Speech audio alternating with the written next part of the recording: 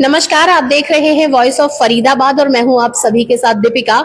इस समय पर सेक्टर 12 में मौजूद हूं, जहां पर मेरे साथ कुछ वकील खड़े हैं और मुद्दा क्या है कि आज वकीलों की ही चैम्बर में चोरी हो गई है और क्या क्या गया। हरीश जी हमारे साथ है, हरीश जी के साथ ये वारदात हुई है। चोर किस तरीके से आया, क्या हुआ, सब बताएंगे। सर, क्या हुआ था, पूरा प्रकरण क्या है? मैडम, 25 तारीख की बात है। 25 तारीख की सुबह मैं अपने घर से आया, कोर्ट आया। कोर्ट में आने के बाद चैम्बर खोला। चैम्बर खोलने के बाद मैंने पूजा पाठ किया और अपना जो भी काम होता है कोर्ट का, वो करने के लिए कोर्ट में मैंने काम किया। और 12:10 12:15 के आसपास मैं चैम्बर की कुंडी लगा के दिल्ली जाने के लिए निकला। मेरे साथ 4 वकील और थे। मेरा जूनियर बीमार था, एम्स में देखने के लिए हम उसको गए थे।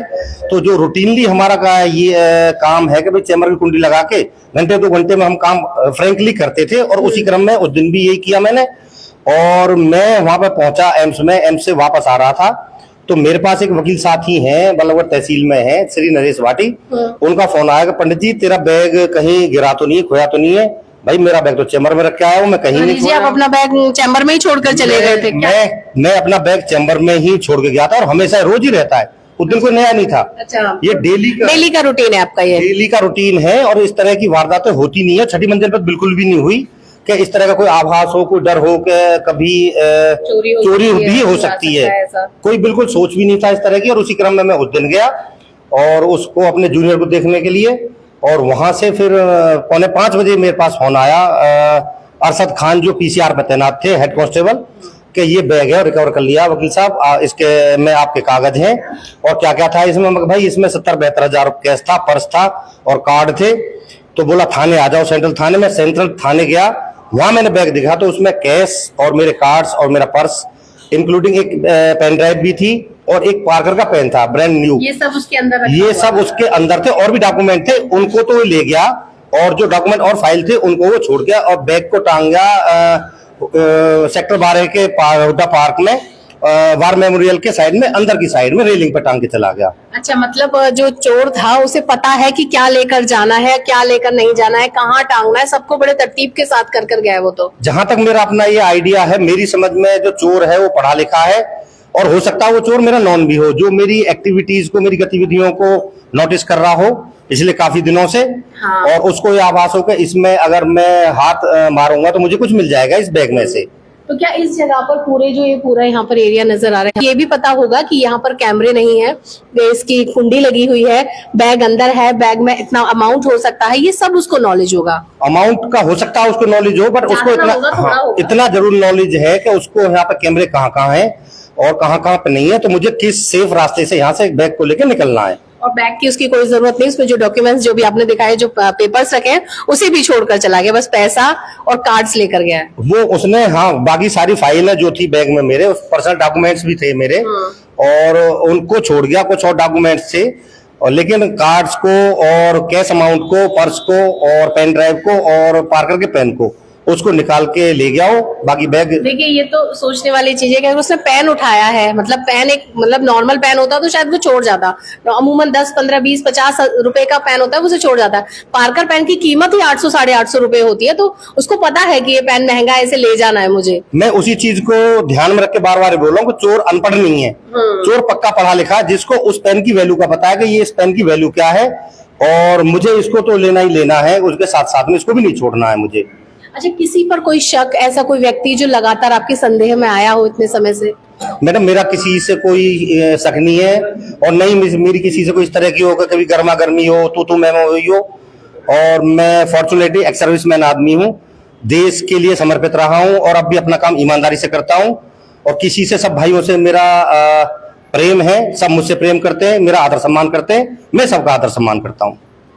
एक अमाउंट आपके बैग में था, उसको लेकर भी सोचने वाली बात है कि इतना अमाउंट आपके पास था, और क्या उसको पहले से अंदाजा होगा इस बात का कि इतना अमाउंट लेकर है इसमें पर्स में? जिस तरह से इस घटना को अंजाम दिया गया, तो मुझे लग रहा है हो सकता है उसको थोड़ा बहुत इस तरह का आइडिया हो। कि हमारे साथ बहुत सी बार कुछ ऐसे लोग बैठ जाते हैं, कभी जैसे कोई आपसे मिलने आया, उनके साथ कोई मिलने आया, आपने रैंडमली बोल दिया कि अरे भाई साहब, मैं तो इतना मतलब पर्स, मतलब कैश कैरी ही कर लेता हूँ, क्या इस बात का कोई अंदाजा हो उसको? हो सकता है कभी इस तरह का कोई किसी के सामने हो, पर इस तरह का डिस्क्लोजर का चीज है नहीं मेरे पर्स में, क्या है और क्या नहीं है। और मैं हर किसी को बोलता हूँ भाई, ना तो मैं किसी का पर्स देखता हूँ, ना अपना पर्स किसी को दिखाता पर्स भी हूँ। लेकर चला गया। मेरा पर्स भी ले गया और पर्स के साथ साथ सारे डॉक्यूमेंट, ड्राइविंग लाइसेंस, मेरा वकालत का लाइसेंस, मेरे पैन कार्ड तो छोड़ गया है वो, मेरा ECHS कार्ड, कैंटीन का कार्ड और मेरे डेबिट कार्ड, बेटी का डेबिट कार्ड, क्रेडिट कार्ड, वो सारे ले गया उसमें अच्छा, से। उसके बाद किसी ट्रांजैक्शन का कोई मैसेज वगैरह आपके पास आया कार्ड को यूज करने का कि वो तो मैंने उसी टाइम पे जैसे ही मुझे लगा कि भाई ये मिस कर गए, तुरंत ही मैंने देन देर सारे कार्ड्स ब्लॉक करवा दिए। और बाकी अभी जो दूसरे कार्ड्स है उनको अप्लाई किया जाएगा, उनको लेना है, बहुत जरूरी डॉक्यूमेंट्स है, उनके बगैर। क्या इस मामले में मुकदमा दर्ज कराया जा चुका है? इस मामले में मुकदमा दर्ज हो गया है, सांता थाना सेंट्रल ने FIR दर्ज कर दी है, पुलिस तफ्तीश कर रही है। आईओ साहब भी कल आए थे, वो देख के गए हैं और मैंने सारा उनको जो मौके पे जहाँ बैग मिला है वहां तक लेके गया था मैं, और पुलिस अपनी तफ्तीश कर रही है।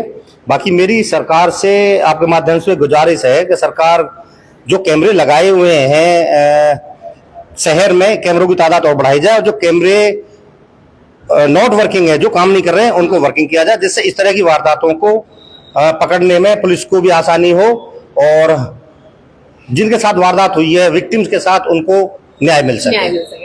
एक और चीज है कि इस जगह पर कैमरे ने, वकीलों की बहुत सारी समस्याएं अधिकतर देखी जाती हैं, इस जगह पर ही कैमरे नहीं है और आपने बताया कि पहली वारदात यहाँ पर हुई है।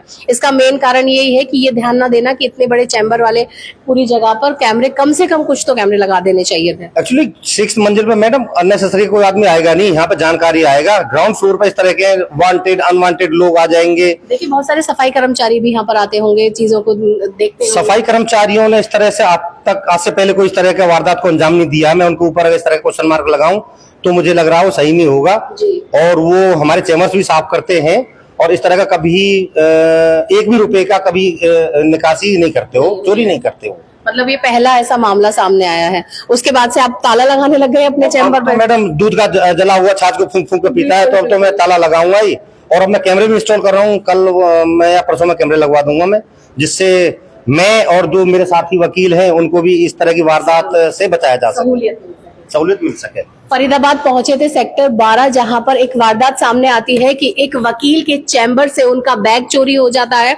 चोरी होने के बाद चोर उसमें से जरूरी कागजात, पैसा, क्रेडिट कार्ड सब निकाल लेता है, इवन एक पार्कर का पेन, जिसकी उसे वैल्यू बहुत अच्छी तरीके से पता होगी कि कितनी वैल्यू है, तभी वो उसको लेकर गया, वरना चोर को कभी पेन की जरूरत नहीं पड़ती। मुझे ऐसा लगता है कि चोर के पास पेन का कोई काम नहीं। चोर को पेन की जरूरत नहीं है, चोर को जरूरत नहीं है पेन की। ये कोई पढ़ा लिखा इंसान है जिसको जरूरत है उसकी, और वैल्यू की भी जानकारी है। फिलहाल इस खबर में बस इतना ही। इसमें जो भी अपडेट आएगी हम आपको लगातार बताते रहेंगे। फिलहाल इस खबर के लिए बस इतना ही। ऐसी ही तमाम खबरों के लिए बने रहिए मेरे साथ, देखते रहिए वॉइस ऑफ फरीदाबाद। नमस्कार।